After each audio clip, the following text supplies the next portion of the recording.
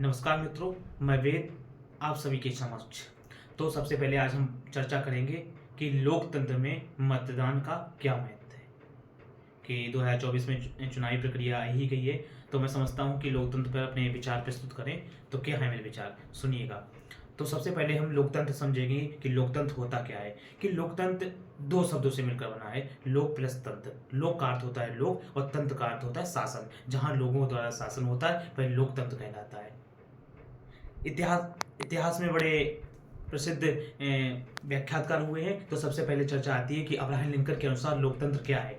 तो Abraham Lincoln कहते हैं कि जनता द्वारा जनता के लिए शासन ही लोकतंत्र कहलाता है। लेकिन मोहम्मद इकबाल क्या कहते हैं? मोहम्मद इकबाल कहते हैं कि जमहूरियत एक तर्ज हुकूमत है, यहाँ बंदों को गिना करते हैं, तौला नहीं करते हैं। जमहूरियत का मतलब होता है लोकतंत्र में एक ऐसा हुकूमत है जहाँ पर बंदों को गिना करते हैं, तौला नहीं करते हैं, लोकतंत्र कहलाता है। अब मैं चर्चा करूंगा कि लोकतंत्र कितने प्रकार का होता है। लोकतंत्र दो प्रकार का होता है। हम सभी को पता है कि हमारा भारत देश एक बड़ा लोकतांत्रिक देश है।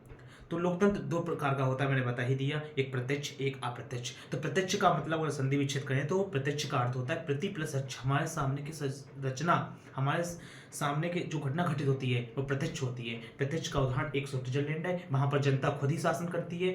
अप्रत्यक्ष है तो अप्रत्यक्ष के द्वारा होता है कि जनता के द्वारा अपना प्रतिनिधि चुनना, और प्रतिनिधि वही सत्ता चलाता है 5 साल के लिए। ये तो लोकतंत्र पे बात हो गई। अब मैं समझता हूँ कि लोकतंत्र में मतदान क्या क्या महत्व होता है। तो मतदान हम सभी को पता है, मतदान का अर्थ होता है अपने मत का दान देना।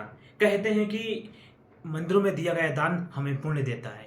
कहते हैं कि मंदिर में दिया गया दान हमें पुण्य देता है। ठीक उसी प्रकार कहा गया है कि लोकतंत्र में दिया गया दान हमारे लिए अच्छा प्रतिनिधि देता है। एक अच्छा सत्ता चलाने वाला राजा देता है। अच्छा प्रतिनिधि जब ही मिलेगा जब हम अपने वोट का सही प्रयोग करेंगे, जब हम शिक्षित होंगे, युवा हमारा शिक्षित होगा तो अच्छा मत जाएगा।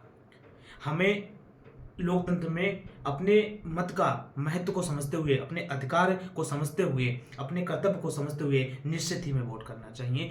हम जब शिक्षित होंगे, हम उस 5 साल अपने सत्ता को चुनने के लिए, अपने राजा को बनाने के लिए, उस राजा को देश के वो चलाने लायक योग्य है अथवा नहीं है, उसके लिए वो उसके गुण और दोषों का आकलन करके हम उसको मत दें। यदि हमारा मत गलत चला गया, हमने अपना प्रतिनिधि गलत चुन लिया, तो 5 साल हमारे देश में विकास नहीं होगा, हमें अपने अधिकार प्राप्त नहीं होंगे।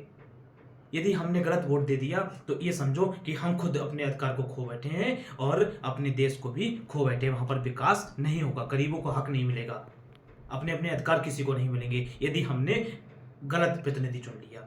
जिस दिन वोटिंग होती है लोग उस दिन घूमने चले जाते हैं। हमें ऐसा कभी नहीं करना चाहिए। आर्टिकल नंबर 326 कहता है, संविधान में आर्टिकल 326 कहता है कि हमें अपने मत का प्रयोग करना चाहिए। लोग वोटिंग बेच देते हैं, अपने वोट को बेच देते हैं, कहते हैं कि 300 रुपये में हम तुम्हें ये देंगे, 30 रुपये की पन्नी देंगे दारू की। हमें बिल्कुल ऐसा नहीं करना चाहिए। अगर यदि हमने अपना गलत राज्य, मैंने बता दिया कि एक लोकतंत्र में अपने मत का कितना महत्व होते हैं। तो एक कोटेशन मुझे याद आती है कि उम्र 18 पूरी है, मतदान करना जरूरी है। उम्र 18 पूरी है, मतदान करना जरूरी है। तो इसी के साथ मैं वेद धन्यवाद करता हूँ, अपने विचार समाप्त करता हूँ। धन्यवाद।